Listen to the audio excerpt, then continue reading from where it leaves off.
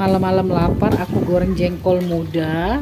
Ini lauknya cuma jengkol aja teman-teman. Ada bawang merah, bawang putih, digerus gitulah, cabai. Terus aku tumis gitu aja teman-teman. Nah, ini sudah jadi, kita tuang di nasi. Mari kita makan. Bismillah. Ambok ya teman-teman, kita ambok ya nasinya. Nah ini tuh begini aja aku sih udah nikmat banget teman-teman, alhamdulillah. Karena badan kita sehat dan kita juga suka dengan jengkol.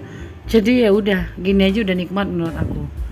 Pokoknya aku tuh kalau sama jengkol tuh suka banget teman-teman. Asal digoreng ya, pokoknya diolah gitu ya, jangan mentah-mentah gitu.